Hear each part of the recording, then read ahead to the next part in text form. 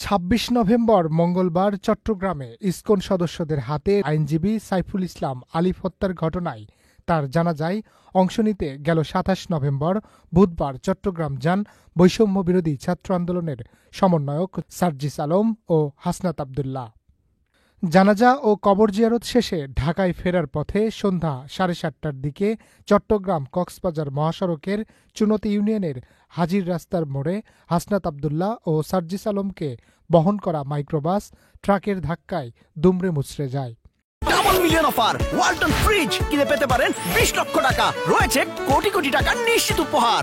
বিষয়টি রাতেই সামাজিক যোগাযোগ মাধ্যমে বেশ ভাইরাল হয়।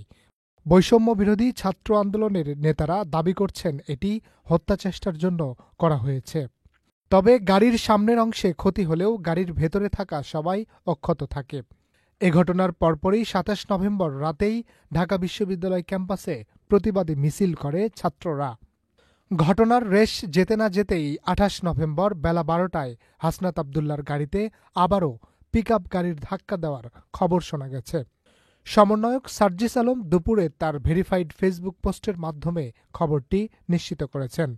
সার্জিস তার ফেসবুকে লিখেন, চট্টগ্রাম থেকে রাতেই গাড়িতে করে ঢাকা ব্যাক করলাম। পথে হাসনাতকে কুমিল্লার বাসায় নামিয়ে দিয়ে আসলাম। এখন শুনছি সকালে কুমিল্লা থেকে ঢাকা আসার পথে হাসনাতের গাড়িতে পেছন থেকে আবার অন্য গাড়ি দিয়ে চাপা দেওয়ার চেষ্টা করা হয়েছে। এ ঘটনার সত্যতা বৈষম্যবিরোধী ছাত্র আন্দোলনের মুখ্য সংগঠক আব্দুল হান্নান মাসুদও তার ফেসবুকে নিশ্চিত করেছেন। এ ঘটনায় কোনো মামলা হবে কিনা তা এখনও নিশ্চিত করে জানাননি বৈষম্যবিরোধী ছাত্র আন্দোলনের নেতারা। Harunur Rashid, channel I.